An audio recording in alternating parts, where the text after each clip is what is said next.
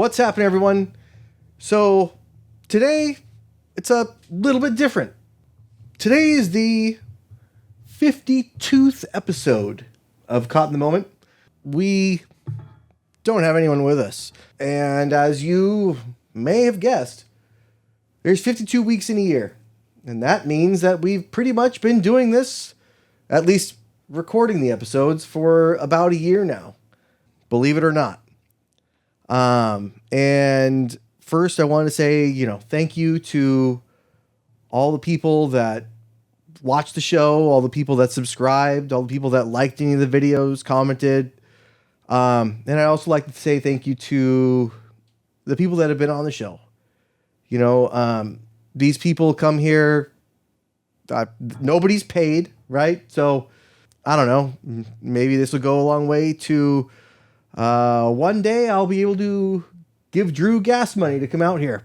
This will be a great episode to watch if you have ADHD, because it's a bunch of small clips of these episodes that I feel kind of capture the moment that we all got caught in. There's been people that I wish I could have on the show that passed away, and there's been people that I am still trying to get on the show. Here at Caught in the Moment, we're not so much above that shameless self-promotion. So, without further ado, let's take a look back. This is the first episode. Esteemed colleague, Sanford, and my producer, Drew himself. Yeah? Okay, we're going to get demonetized if you start talking like that. Oh, he's drooling. Sanford, you're going to have to clean that up. Oh, yeah, you drooled on my spare mic. Sanford, you're going to pay for that. Shout out Sanford for hanging out. Shout out to Sanford for keeping it real. Dude, look at him. He's fucking chilling. Oh, first guess, best guess. What about you have another Subaru? I have two Subarus. They're both 98 Foresters. One's black, one's white. Wait, was that brand new? The 2015, yeah, brand new. Nobody had farted in that seat? Zero. It had maybe 100 miles on it from test driving. Oh, that's one or two farts. I don't think anything needs more than four legs. But here you have things with more than four legs plus wings. So it's fucking ridiculous. And my first car was a Ford. I haven't got another one since. Alan, netty by nature, netness. Hello. She said, oh, don't worry, Josh will take care of it. And I said, well, who the hell is Josh? I asked you a question because I would just, you'd come out every so often to hand us stickers, and I asked you some sort of dumb question. And to this day, you looked at me and you said, Alan, you make my hair hurt. The day before that, I remember we were setting up, and John Fogerty played the intermission during the game. That's right. And he was doing a sound check that night. And all of a sudden, I'm out there just, setting up all the registers or whatever. And he goes out there and does a sound check. And I think it's just somebody playing music. And I'm like, oh, all right. They got some Creedence going. And I look up and it's, oh shit. It's not, it's him. It's John Fogerty playing as for a stadium of 30 people that are working in there right now. Right. And it was that moment right there was that was the one. Yeah, me and Jay forgot to jack the trailer up, so we actually grinded the trailer all the way down Tasman. So there's probably still a line down there. You have no idea the hell that is going on behind the scenes in those stadiums, right? You've worked at Josh for a decade. I did a little bit less than you, but I mean the amount of work it would take to get ready for an event. And for those of you listening, Josh and I worked together for several years in Levi Stadium, where we did the merchandise for not only 49er games, concerts, big events. Walk me through your thoughts of that. I mean, I could tell you from the food and beverage experience as well, too. I mean, the amount of times we ran out of tomatoes in an event and all hell's breaking loose. But people that are just sitting there watching the game have no idea that right now on the 7th floor, we are fucked. There's no more onions. What are we going to do? This is what happened. The guy standing post gets a phone call, all right? It's Jed York. And Jed's like, hey, And he's thinking, hey, maybe he's going to come in and invite him for some turkey. And, they're having a Thanksgiving party at the York's house with all the fixings. No. Hey, we left 2 dirty diapers in the SUV. You mind throwing them out? We forgot them after we came back from the airport. Didn't serve the guy a fucking thing on an 8-hour shift. This is a true story.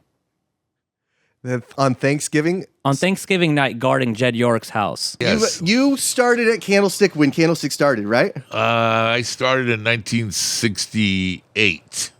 Candlestick started 66? 61. 61. Yeah, they moved there from Seal Stadium in 1961. So, yeah, I didn't start right away. I went to a lot of games with my dad during that period. Grew up watching Willie Mays. Loved it. And then I'm like, I might as well work here, Yeah. Go to a lot of games. I might as well get paid for this. Right? So I started out as a vendor, selling soda water, peanuts. Worked my way up to management in 1971 when the 49ers moved to Candlestick from Kezar Stadium. So he was dating this girl, right? And she was like in her 30s, and he was obviously Older. close to double that. Yeah, right. And he had met her mom. Ah, okay. But he told this girl that he was like 45. Oh, really? He met her mom, and her mom probably- recognized him from high school. Oh, no. God. So, yeah. So I was like, That's great. oh, yeah, you got just outed. When the Bulls were there, I remember one day I showed up to like count the money or something, and people were trying to get a hold of him. I guess they had just packed up one day and took everything out, and the next day they were completely gone. Oh, the merchandise, you mean? Yeah, all the merchandise, everything. All the player stuff, all the locker room everything. stuff. Oh, yeah. Yeah, they All called me, and I was working for the Cow Palace then. Yeah. I wasn't working for the Bulls. They called me and wanted me to help load the trucks. I'm like, I can't. Conflict of interest here. I can't do that. So, they didn't take all the merchandise, though. It was, up until a year ago, it was still there. We were selling it, Really? Yeah. A year ago? It's still there? Yeah, well, up to a year ago. Now they donated it. Sir Rob used to be just Rob, but he's recently knighted. Cheers, buddy. Good to see Cheers, you. bro. Thanks for having me on, man. That's cool. A lot of people, I feel like I was a real asshole back. Can I cuss on here? It's right. What? Because I cuss a This lot. is a Mormon show. Yeah. You got married. I forgot. Danny's. Thanks, man. Congratulations. Yeah, thank you. So what's up with the lovely lady? Let's hear a little bit. Her name's Marissa. Ooh, how exotic. My uncle, his first wedding, 'cause he's had 2, but and like when I was a kid, like in India, we went, and yeah, dude, I rode on an elephant with him, because he didn't have no kids at the time, so it was his nephew. I rode on an elephant. I was like 8, 9, 10 years old in India, big ass elephant going, so yeah, I do remember that. They're bigger than the African They're elephants. huge. There's like a picture of me on it. I remember it. It was like the biggest elephant I've ever seen. The Indian elephants are actually more related to woolly mammoths. I work out like a madman, so yeah, no, I just like being the big. Like my style of fighting is just I like to be the bigger guy. I like to like my jiu-jitsu, my striking. I like to like be the bully. It's hard when you're the smaller guy. So, and I'm a pretty big guy for when I cut down 135. There's no one bigger than me at 135. Like I'm Nice. a big guy. So The audience just couldn't have enough. I heard it was rave reviews for my last episode, so I had to stop by. Well, you should have been in the comments section. Let me just tell you. I mean, we've had some really great teams. Didn't amount. I mean, we've gone to 3 straight NFC Championship games, and we don't have a damn Super Bowl to show for it. I'm proud of you, Alan. When I go into a casino, I don't have friends. There is no even human emotion. It's kill or be killed. That's it. They're out to get my money. I'm out to take theirs. But I've never really quite seen anybody that's absolutely in their element like you in the casino floor. I really have not seen anything like it. I've never seen a kid that's age 4 years to 10 happier than me at Disneyland than I am in a casino. When I'm in a casino, I want to ride all the rides. I want blackjack. I want baccarat. I want roulette. I want the cocktail waitress to just keep serving me poison and Shirley Temples, whatever the fuck it takes. No, I mean, but how do you identify like that one was going to hit? Oh, I'm a degenerate, so I know all the winning combinations. It's like looking at a chessboard knowing 10 moves ahead what's going to happen. It's not something I'm proud about. Nikolai is from our good friend Russia. If you not support war in Russia, you may go to prison. Just if you say stop war, we don't need this war on public place. And I was military when war starts. If you truck driver in Russian army, maybe not at all army, but too many places. You're gonna buy something parts, paints, headlights. Really? For your truck from your own money movies. Yeah. Terminator, Transformers. Oh, Transformers. Yeah, that's one of my favorites. Obviously, right here, Bumblebee. Yeah, sure. Yeah. I have seen. Yeah. Oh, yeah. Transformers. See that Transformers will bridge the gap between countries. Oh. Because I never been around before this situation. Oh, have you ever been out of Russia before? Yeah. To travel? Okay. Yeah. Well, Never. Oh, never? Never before. Oh, wow. Yeah, I've never. I've been out of the United States one time, and it was to Mexico, and it was not good. Ukraine is our neighborhood country. We have friends in Ukraine. For example, my granddad was from Ukraine. My grandmother was from Ukraine. Well, you're American now. Almost. Yeah. Navalny mysteriously died somehow. I hope that Russia will be free. Yeah. Legendary Bob Jacobs. Bob, how are you? I'm doing well, thank you. I started in 1963 when I was 14 years old. Went out to Candlestick Park. I had two cousins. One became a doctor, the other engineer. I'm the only Lulu who stayed in the business. But the doctor went out to Seal Stadium, John Gilman, in 1958, and ran into a gentleman named Bill Cassidy and said, I'm looking for work for the ballpark when the Giants come here from New York. He said, come on out opening day. We'll put you on soda or peanuts or ice cream, something of that nature. Why did they come out here? Were they just kind of forced out by Money. the Yankees? Money talks, bullshit walks. And I went out there in 63. I have to get a work permit from school. You know, couldn't work some night games or couldn't work after 10 o'clock. Had to check in, all kinds of rules like that, you know, against child labor. Couldn't sell beer? No. The cream of the crop in those days, as you progressed in vending, was selling hot dogs. And that was the number one item if you were not 21 before selling beer. You made more money selling hot dogs day in and day out than you did any other item. Everyone gets a hot dog at the ballpark. It's in the song. Yeah, and they were 30 cents at the time when I first started on hot dogs. And then they became 35 cents. And it was an art. Yeah. Selling hot dogs was almost an athletic event. Because you had to put the mustard and the ketchup on for them? In the old days, that's what you did. Later on, the health ordinance, whatever, came around, and they had to be pre-wrapped. You could not put your hands on them. But when I sold hot dogs in the old days, and nobody got sick. Yeah. You know, you had to get your load from a guy named Bob, the cook, in 313, and I guess I can brag a little. I was quite good at it. And when you came into work in the morning, you wanted 313, you had to have the red tickets to get hot dogs. So I come in, and every day they'd had them waiting for me. Rich Cadena gave you your assignment. He said, those are for Jake. 313. Well, 313 was the best location. Bob the cook used to get my loads. Okay, you go in, you go, Bob, I need a double. That'd be 120 hot dogs. He'd perspire prolifically, and he'd be cutting the hot dogs. He'd go, Jacobs, you're good, but I don't know if you'd beat Cooper. I'll tell you about Cooper a little later. So anyway, you go out and vend. I used to walk down the stairs backwards.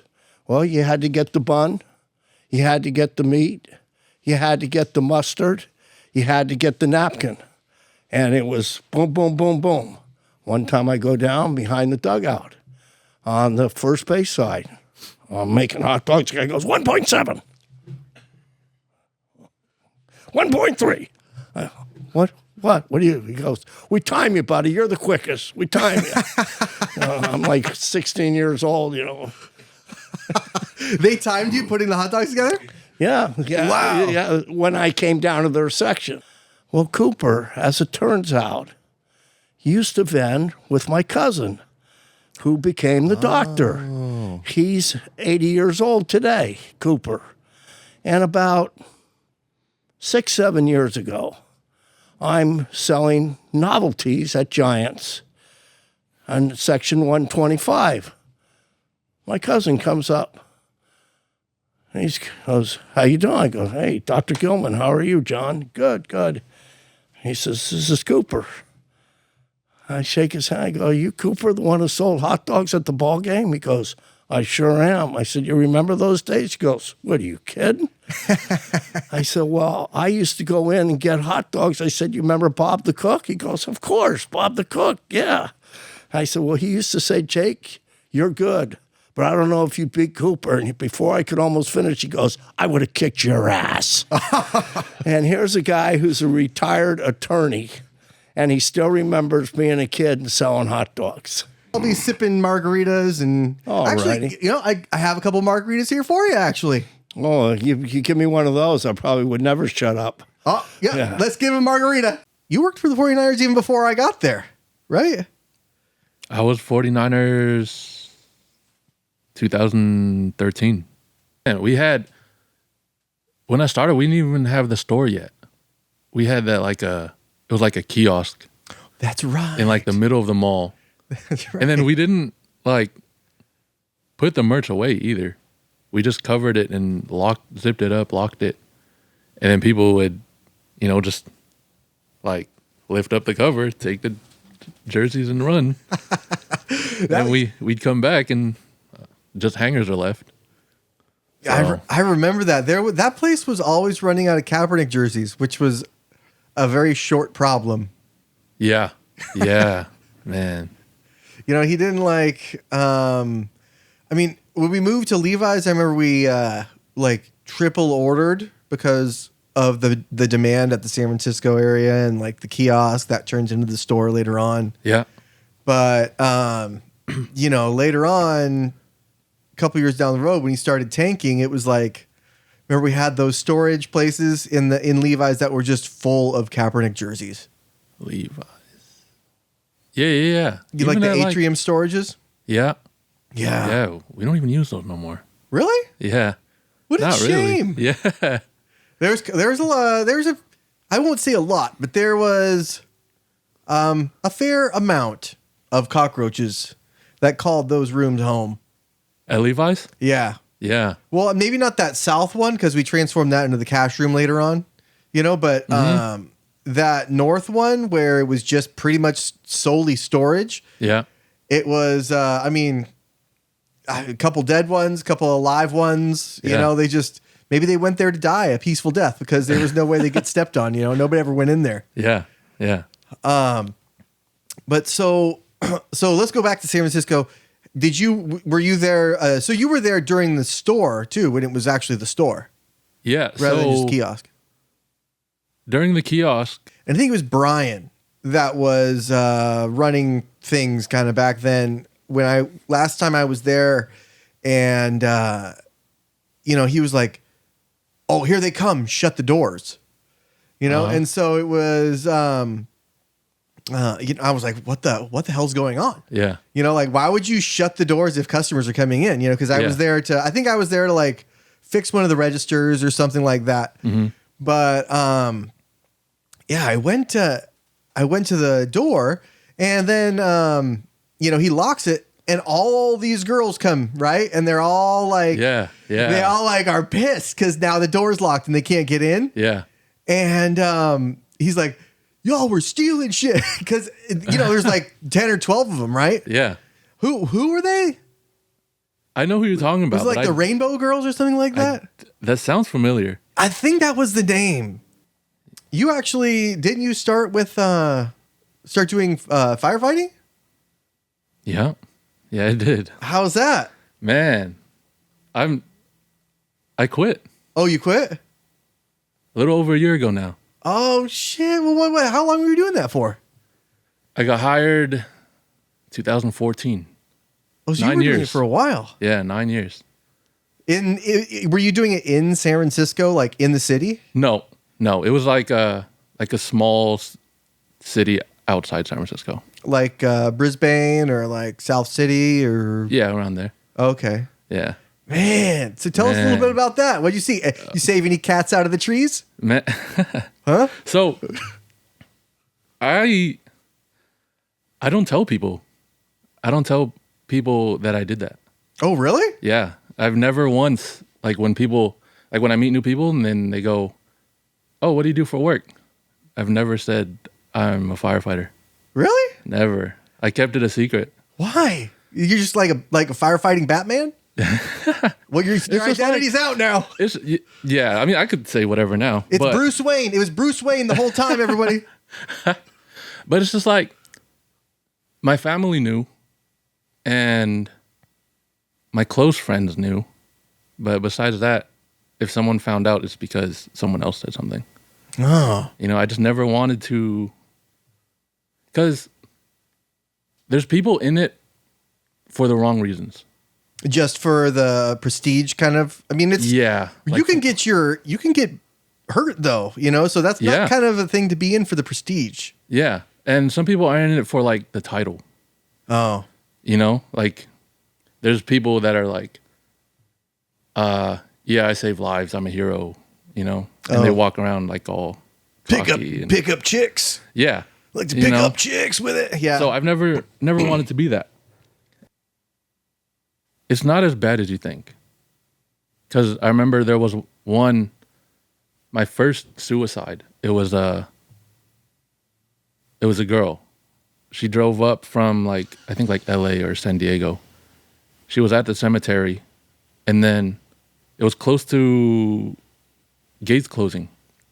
So the cemetery worker, he was like driving around, and he sees her laying there. He's like, "Hey, time to go. You know, I'm about to close up." She's not moving. And then he was like, "Hey," so he was thinking like maybe she was sleeping. So he walks over, and then he sees that she's laying down next to we found out it was her grandma. Hello, my fellow Americans. Drew, say something. Jesus. Oh, we're getting sidetracked, aren't we? You'll see that I had burned off some of my hair on this particular carburetor here. It was always intent. Of course, I have the disco ball. First. See? My blood, sweat, and tears. Stay tuned, everyone, for what's to come. You threw it in a light bulb last night at a show. Was a 289 high performance engine in it. Headers. Aluminum intake. Out shift and automatic, but just the... Oh, yeah, I can. Oh, no, you can't. Oh, yeah, I can. And Drew, let's fact check. I'm a Ford guy. You son of a bitch. So you are Native American. Yes, sir. The Blackhawks. What? Big black cocks. I like his beard better than yours. He's a lighting guy. The lighting guy. I am the lighting guy. I came to the interview in a full suit. I was ready to go interview for potentially the store manager position. I don't think no one else was wearing a suit at the time across the street from Levi Stadium at that. At David's? David's, Yeah. Yeah, I was suited up, ready to go. It's never bad to show up in an interview with a suit. True. It's a little overdressed when you're applying for a $14 an hour position. And I remember one time, Torrey Smith, who had just signed a big contract for the 49ers. Oh, yeah. He came there. He think he was just 5-year, $40 million contract wide receiver. And he came in, we didn't have jerseys for him in the store. So players that didn't have jerseys in the store, they would come and, we'd make the jerseys for them. And he's, okay, how much is it? And we're, it's, $120 with, yours, the 49er discount 25% or whatever it is. And he starts complaining to me about the price of the jerseys and, I should get a better deal. And I'm just sitting there just making $8 million a year, buddy. But Eventually, you made your grand ascension. Why don't you tell us a little bit about that? My grand ascension. You're saying to moving from into the accounting field. Yeah. My grand ascension. That's your grand ascension. Coming into this job, it was like the wild, wild west compared to the well-run Walgreens. Nobody counted the safe when I got there. Like there was no protocols. There was like nobody counts the money before we start, and they're just like, why would we do that? And it's like to make sure that the money is there and ready for the next day. I was living in Modesto at the time for most of the time that I was working at Levi's, which was a 2-hour commute. So I don't know why I was commuting 2 hours to a job to pay me what it was. I guess I wanted to work, I love the 49ers. I wanted to be at that stadium, and it was the best working environment that I've had in terms of just the amount of fun that we had. It's funny that you mentioned that, because that kind of like, right place, right time thing. Yeah, It kind of happened to me too. I mean, if it weren't for us having that store in San Francisco, I probably wouldn't have met my wife, because I met her at the Rasputin Records just right over, which isn't even there anymore. Did you get a record that day?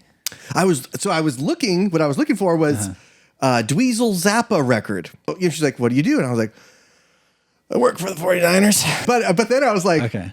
Are you a fan? And she was like, no. One of my favorite memories with you at Levi's was WrestleMania.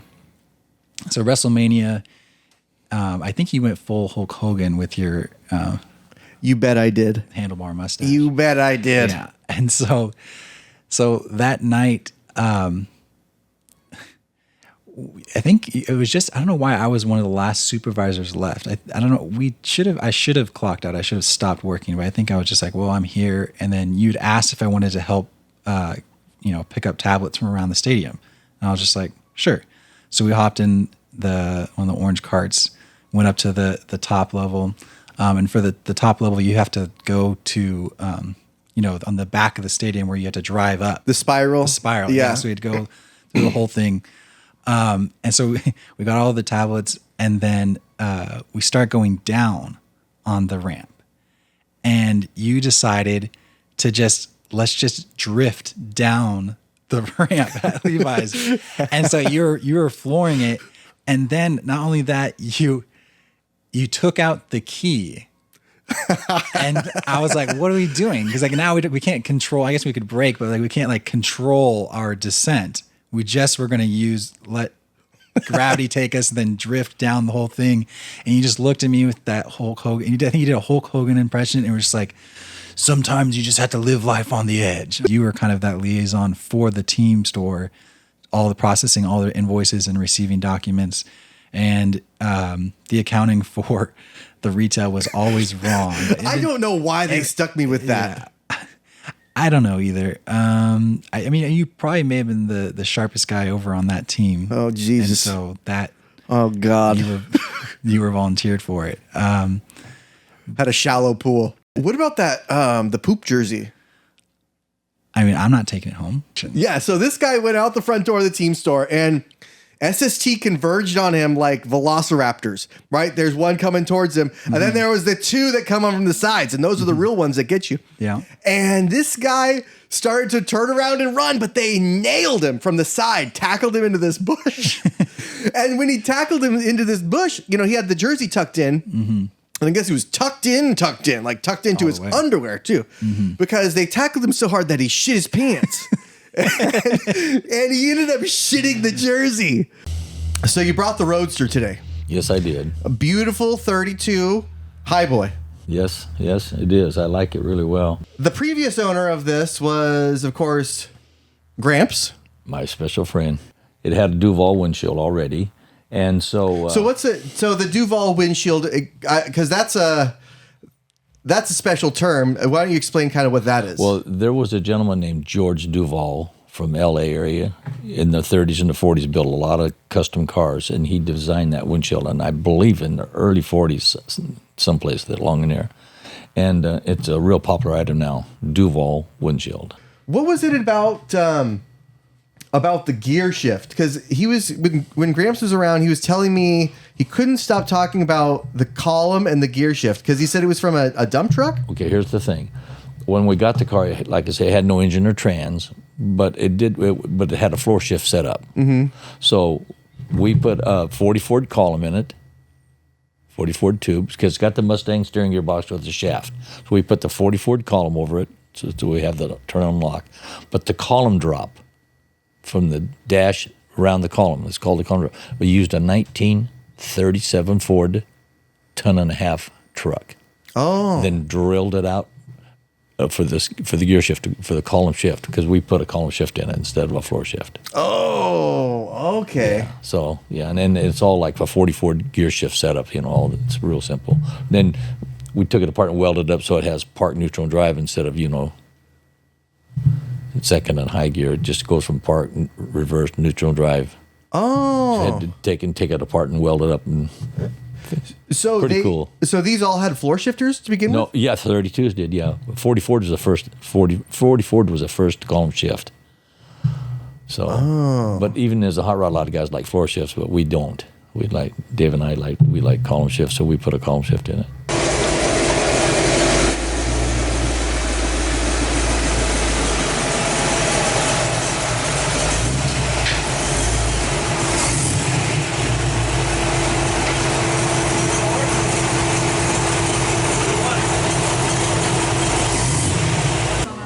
Oh, okay.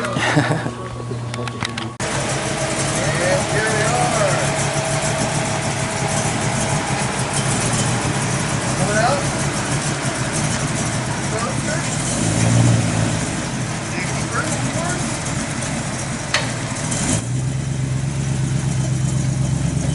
Safety first, of course.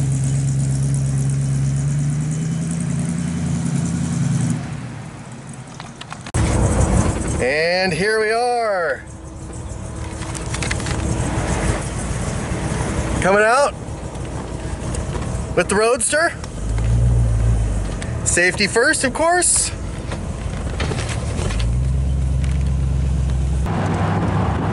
Coming up on Bombardier here. Coming up on Okinawa. I can see the target. That was a hell of a ride. Thank you. Yeah. That was a hell of a ride. Things that you normally don't get to see. Thank goodness for that. Like skull exploded. He didn't see it coming? Guess not, yeah. They had to put a crosswalk in. Yeah. He shot his head off with his shotgun.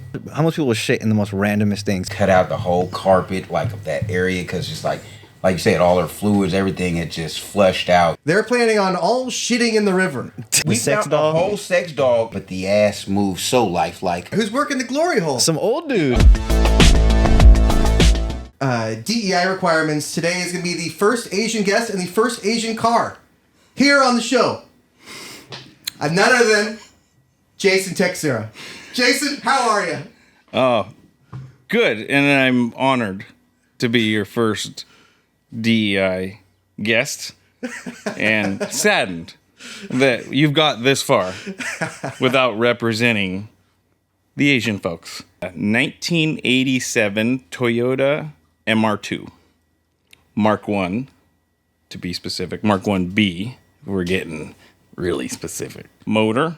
You know, I always find it interesting that the Japanese motors always say like 4GTE or 4L, but they don't use those. They don't use those letters. No. You know, like, no. Why isn't it called like house character, like stickman, and like, box thing? All right. Your social credit score just went down 1.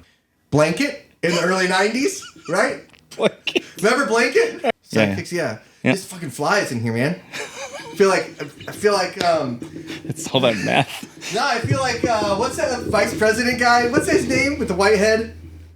Mike Pence. I feel like Mike Pence, can land here and I'm gonna lose the election. Interesting. And then this famous guy, I should know his name. No. Guess he ain't that famous. Yeah. True. Where are you at, buddy?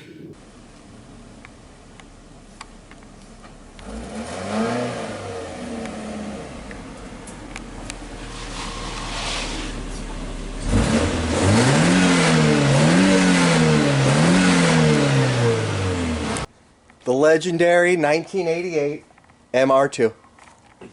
87 MR2. That was just a test. See if you guys noticed.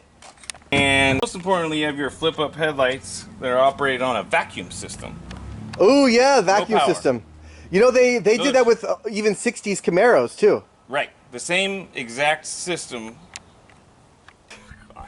Okay. No, I'm talking about the T-tops. Oh, okay. T-tops. Yeah, maybe the second most important part. Okay, But so look at this. T-tops, you got a couple things going on with the T-tops here. So first of all, they have their own seatbelt covers and harnesses. No. Factory 1987. All right, interior is what needs the most help. Here, we're gonna leave this on here because there's like a glue stain that drives me nuts.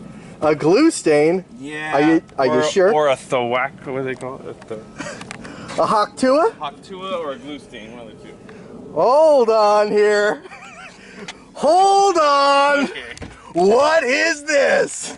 Oh my God, that looks like Freddy Krueger's dick. It is definitely Freddy Krueger's dick. If anybody could use a Hawktua, it's this thing right here. I think it failed because Jaime had a fucking cinnamon roll for an air filter.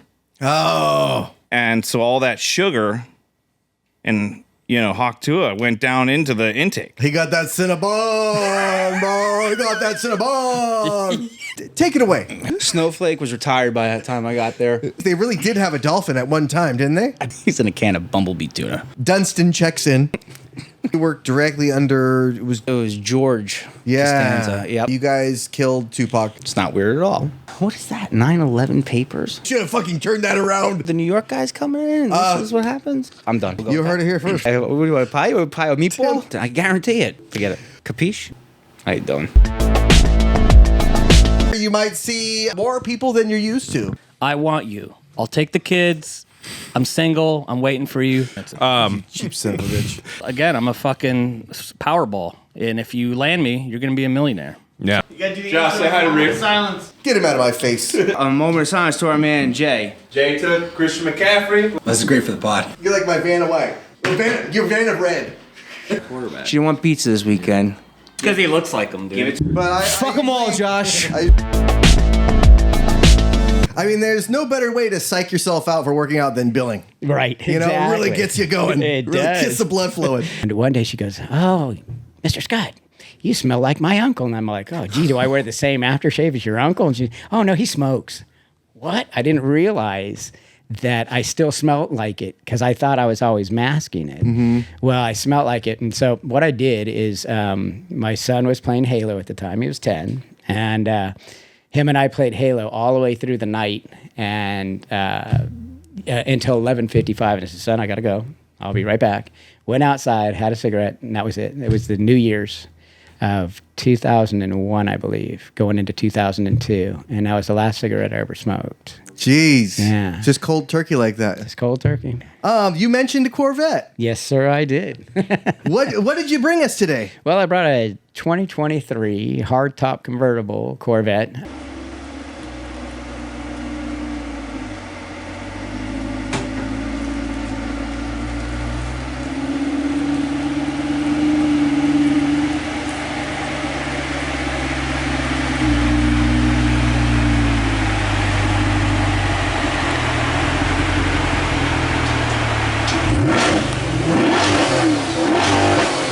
Does your shirt say 70 on it? Oh, no. Yeah, it doesn't. You got to get the matching 70th.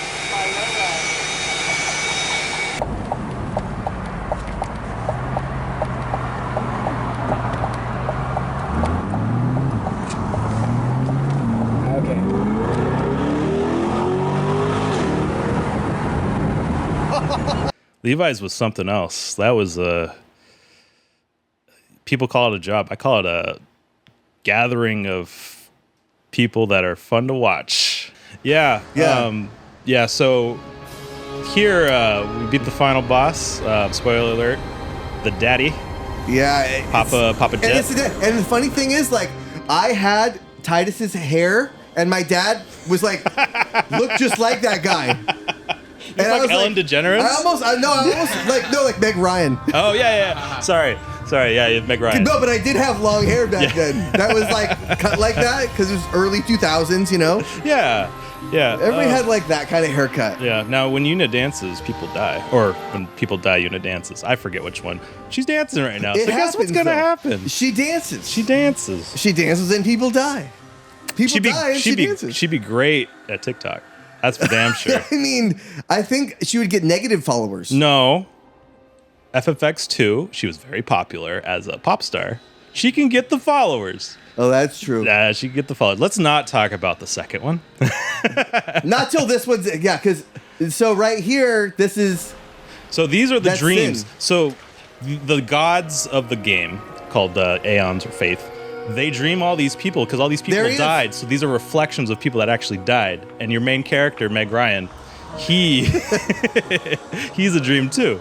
And then Yuna, the TikToker right here, who dances, is like, fuck no.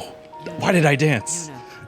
But dude, this right here, Yeah. where they give this, that if we weren't laughing right now, Yeah. you'd be crying. So- and I'd be soaking up those tears and showing you This them. is the game where, as an elementary school, boys don't cry, girls have cooties. And then this game showed up, and I'm like, I can't go to school tomorrow. I'm gonna cry. This part right here, which yes, right here. No! Whoa, Japanese animation. No! He's becoming a dream. So when he said he had to go, he does this like Japanese thing. It's like, oh, it's very Japanese. I missed it. But then he hugs her, right? Yeah. And it goes right through and her then anyway. This is the only appropriate time where characters can clip. Because he's not there. He's not actually there. He Yeah. clips through her. The 3D animators were like, hey, let's get a little lazy, but creatively. Yeah. Make You it know? Silent Hill Silent Hill, they couldn't figure out, like the system couldn't render shit, so what they covered over it was fog. And guess what the fucking game's all about? Fucking fog. Yeah. So they used it to their advantage. So there you go. It's right here. Here's the hug. God, Japanese Meg Ryan. The hug to be heard around the world. No, and the music when they hugs, it's like, here's the orchestra. There you go. Dude, this made me want to learn piano. Yeah. I never did. No, me neither. But it made me translate piano songs to guitar. Now, Right there. I'm sad. Look, he gets clipped. He's clipping See? through. Look at that. His left forearm's clipping through her titty. They're one. Look, she's These like, graphics were amazing for PS2. it really was. It so changed good. the game. It changed the game. But like, I will like, I'll ask my wife, like, imagine if I was a dream and when we went to hug, I just went right through and she was like, what? And then he runs like a little bitch here. And then he does this is the funniest thing ever because it's all like The sad. high five? Yeah. Yeah, but that's his dad. Yeah, no, fuck, first of And all. his dad finally doesn't have a drinking problem anymore. If humans can't use machines anymore, and if they atone for all their sins, then there will be peace. But Yeah. technically, humanity will never attain such purity.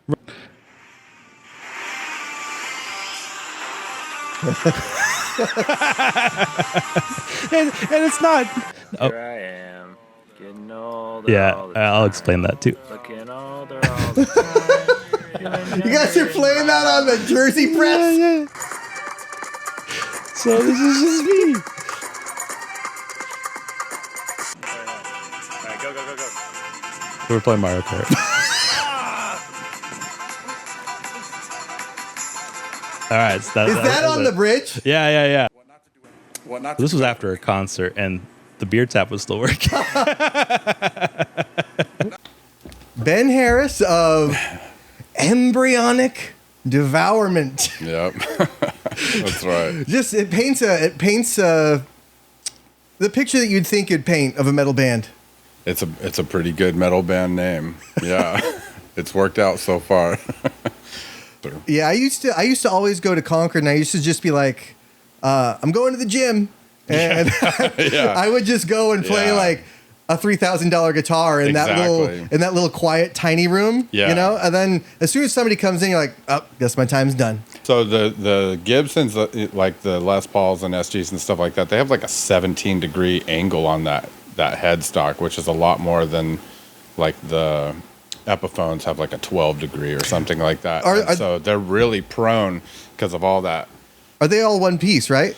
The neck is, and it's glued in. It's a set neck, so it's glued in. It looks like it's one piece, but they're glued in. When I first started working for Guitar Center, I mean, they paid pretty good if you were selling well. Oh yeah. They, you know, like Well, it's commission, right? it was commission. And it was a commission draw, so they would give you, you know, your $8 an hour or whatever it was, but you had like percentages, you know, like when I started there, they gave you 3% of your gross sales and 10% of your profit. So it helped to like protect your profit. Oh, that's not bad. It helped to protect your profit and not drop your pants on every deal because you were getting paid more on that than your gross sales, you know, like heavily more. 2001 is when I started. Okay, right after September 11th. Yeah, which was funny because like the whole world like changed, like, you know, all of a sudden. Yeah. And we were sequestered to this fucking Guitar Center for 21 days. For me, nobody that we worked with was able to pass a background check, so nobody could get keys, so nobody could become management. And then they're like, do you want to try for, you know, management? Like, I barely know how to sell, you know. What are you talking about? They're like, we'll teach you all that shit. Let us run your background check so we can get another manager with keys in their pocket, you know? And so I passed the background check. And Congratulations. I was an assistant manager. Right, and we're learning about why tube amp power is more efficient than solid state amp power, and why the dynamics of the frequencies and what's the word I'm looking for? The harmonic balance of the, you know, the sound. It's like articulated more in tube amps and not in as much in solid state amps. So you play like a G chord, like a full G chord with distortion on a solid state amp, and you can basically hear like the lowest note and the highest note mostly. But if you do it on a, you know, like a decent tube amp, like you can hear the first, the third, the fifth, the octave, the, you know, the third again. Like you hear like all of that richness like come out, and it's more efficient power, you know. So that's why they're more expensive. A lot of, you know, like Wayne Mitchell would hire a lot of musicians as sales staff, right? Which is how it was when I worked there too, you know, whatever it was, like almost 40 years later, 30 something years later, we were all musicians. I've gone into guitar centers now, you know, where the people that work there aren't even musicians. What? Really? Yeah, man. People selling guitars. Don't know how to play guitar. But that's how much the culture has changed. That's like a car salesman not even having a driver license. A 12-year-old car salesman. None experience whatsoever with cars or how it works.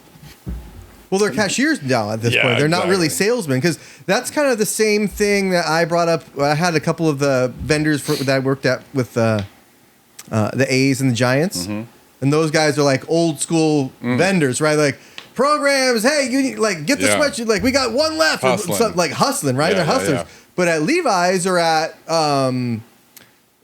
Warriors or something, you have hourly employees that are just on their fucking phone. I knew you were gonna say that, dude. Like, I could already see it. They're do you need any help? Picking their nose. It's like texting. Are you finding everything okay? Yeah, yeah. Please don't bother. You know? Please don't bother. Yeah. Yeah, it's just it's so different, right? And like obviously the vendors, those guys, those old school guys, are going away. Emeryville's such a weird city. It's like it's a cool store. Does anybody live there? I don't know anybody that lives in Emeryville. I don't know anybody that lives in Emeryville. You know, there's like that it's weird either Berkeley or Oakland. Yeah, there's like hotels and there's freeways and there's lots of shops and there's that like place to go eat, like the Emeryville Market. That strip. Yeah. And then there's like that little tiny lake with used to have that ski jump in it. Right. I always used to think that there was one big shark in there. You know? There is. There has to be. Yeah, right. But yeah, and then I don't know anybody that lives there. I don't think I know anybody that lives in Emeryville either. Or that has lived there. I don't think I do either. Beyond my comprehension. You know, I guess he has. Well, he's gone now, but like he has a son and he has like 2 sons, 2 daughters. But one of the sons and one of the daughters, Dweezil's the son and Moon Unit is the daughter. There's another brother too. Yeah, but they were in a TV show on MTV. He was an MTV VJ for a while. Dweezil Zappa. A little bit, yeah. And if it weren't for Dweezil Zappa, I would not have met my wife. Oh shit. With Jeff Underhill. Yes, sir. The one and only. Oh, brother. Tens of people all around across the country listen. There's going to be 10 of us now. Tens. You very astutely noticed what's in the corner of my garage. Oh yeah, of course. And that's it is an LS motor, as you said. But it's the iron block, so it's an LQ. It's LQ4. That's what you'd rather have if you're going to do any blowing. Right, and that's what I plan to do. I plan to put a turbo in it. And I have a and 4L. that's going in the Camaro? Yeah. Oh, okay. Right now it's just got a 350 and a TH350 in there. But so that is actually the second part of the project. I actually started that. I got it for $1,000 from a tweaker, and it was all messed up and everything. My daughter helped me paint it, helped me rebuild the interior, exterior, the motor. But that is something I got out of a 2004 Silverado, the 2500s. Yep. I bought the truck for $2,000, and I was just driving it around. And I thought it was good because it had current tags on it and everything. And I was waiting for the registration to come. Lo and behold, I get pulled over, and they're like, "Why this car hasn't been registered in 8 years?" I was like, "Oh no." Well, I mean, didn't the license plate have a sticker and all that kind of crap? Yeah, it did. Everything I got was faked. So when I turned it in, I guess it threw a red flag because I just mailed it in. You know, I'm not gonna go in and wait in line. Mailed it in, and they pulled me over. I don't know how they knew, but they wouldn't let me drive it home, so I had to get it towed home. And I was like, I'm not going to spend another $2,000 in DMV fees to drive it around, right? So parted it out. I ended up getting probably like $1,200 back. Most of that money was on just the catalytic converter. Well, how are you? Jesus, Yeah. That's just a shit C4 when you see me. Until I blow your ass off. But, let's take a look at it. We're still doing this crap. Yeah, okay. No, I got to get better English or something. I don't mean it as bad as it sounds. No, you're perfect for the audience, for the tens of people watching across the world. They love it. For the other 9. Yeah. Let's take a look at it. Okay.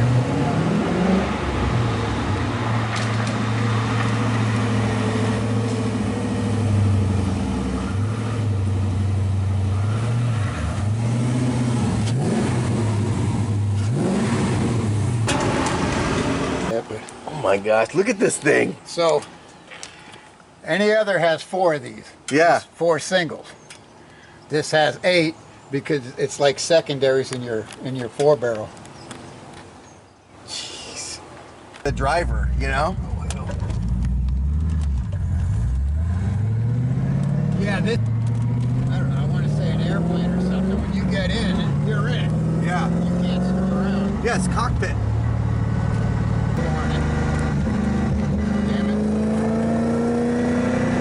It wants you to floor it. I know.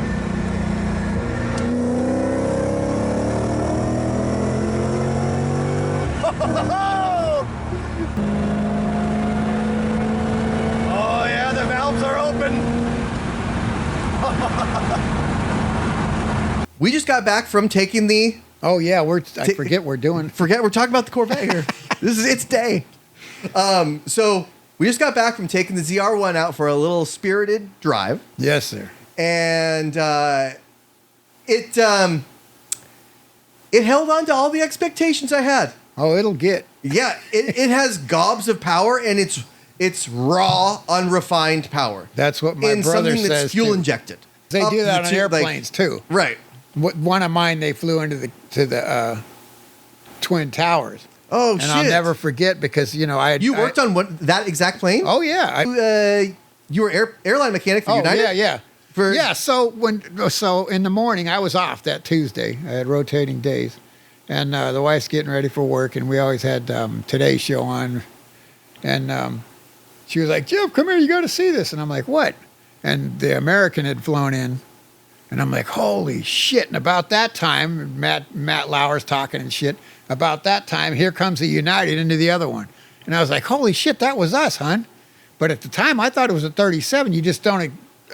Right. You can't imagine a wide body. Yeah. flying into a guy. Well, any plane flying into a building, but let alone a wide body. Because those are 747s, right? 767. Oh, 767s. Yes. So I even told her, I said, oh, that was just a 37. Thank God it wasn't a big one or whatever. Then I find out it was 6213. I'm like, holy fuck, that's my plane. I've been known to threaten people with good times. Hit us with the old hokey doke. The tiger is here. There he is. A gorilla was a dragon back then. Double chunk chocolate cookie. I don't know if I'm qualified for this, but I might try it like We're that. all going to Jack in the Box with $1. Tacos for all. Whoever killed him or whatever, they like stuffed him in a small ventilation vent.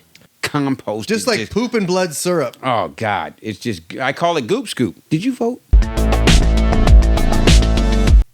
If you're lucky in life, you get that one person that really shapes who you are. And without them, you know, it's anyone's guess how you would turn out. But for me, that was Gramps.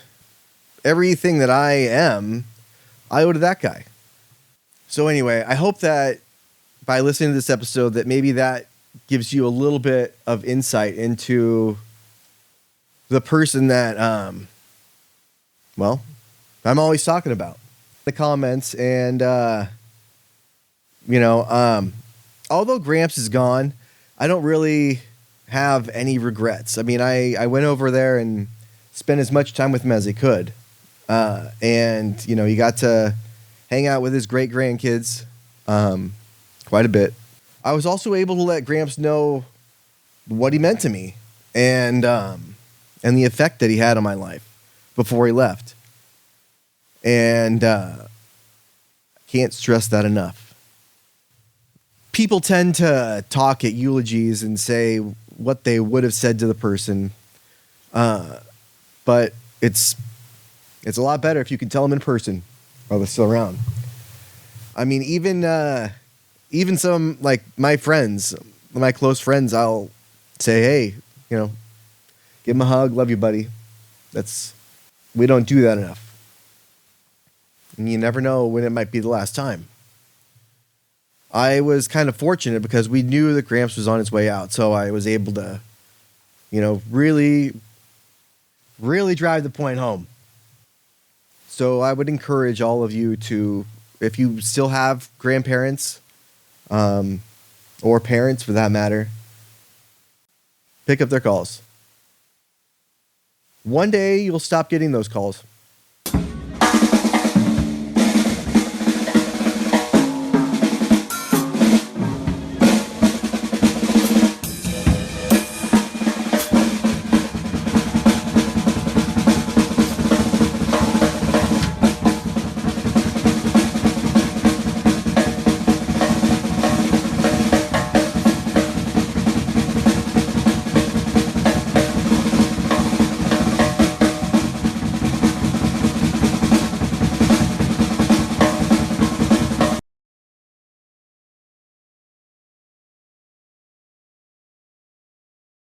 Dr. Stephen Hammer with us yet again.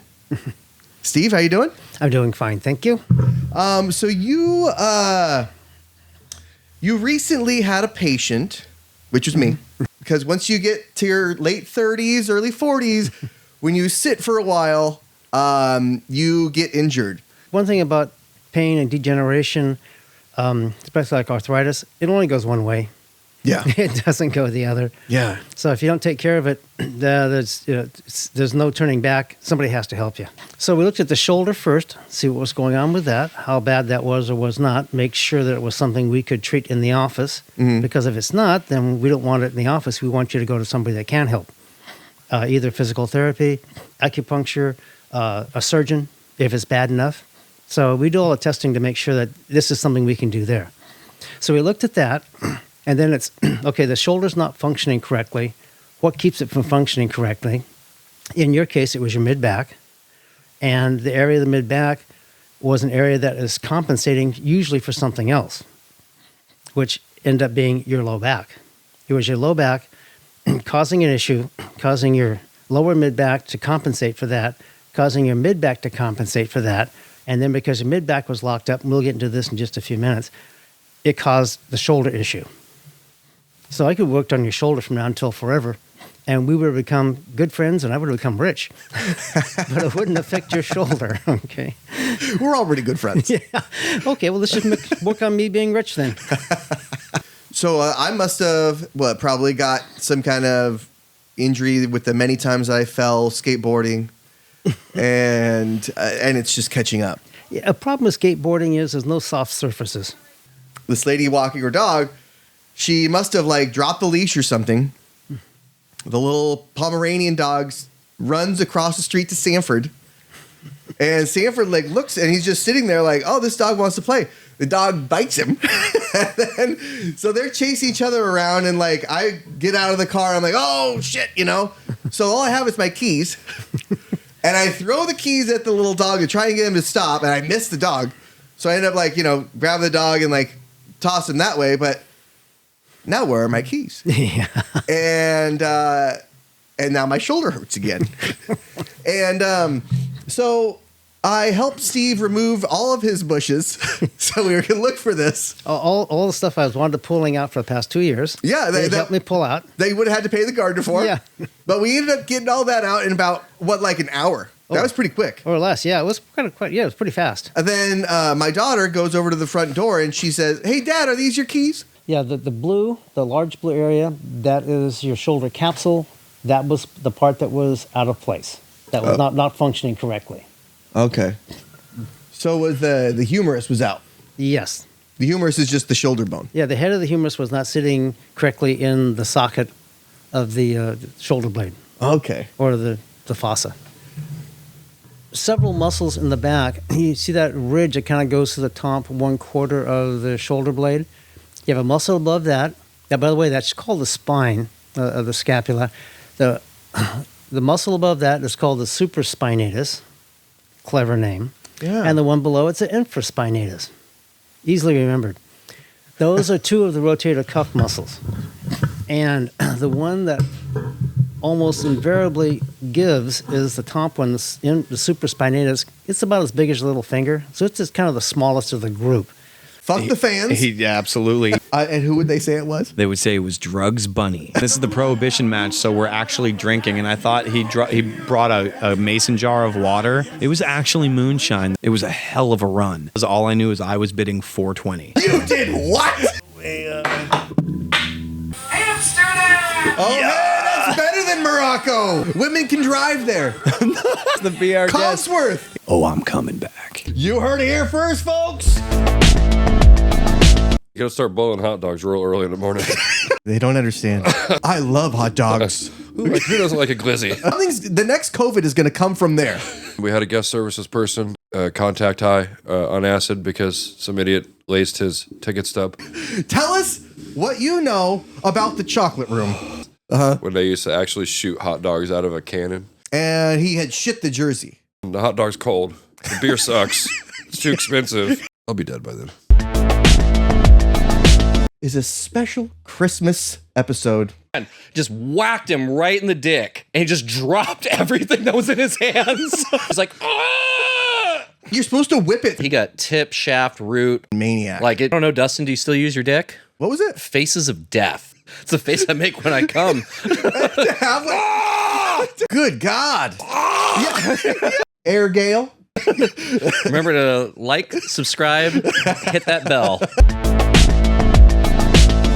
I gotta go, you guys. Shit. I had a really good time hanging out with you guys. Go to Infowars.com, band.video, Infowarsstore.com. Make sure you get your iodine and your coral toothpaste. I love you. God bless you. See, everyone? What did I tell you?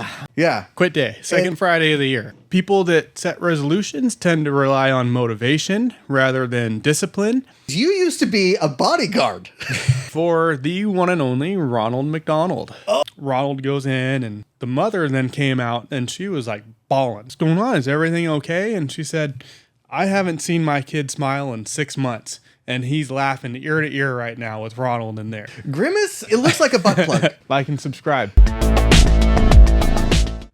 Well, there you have it. I know that there was a couple episodes that didn't make it through, but I encourage you to check those out too.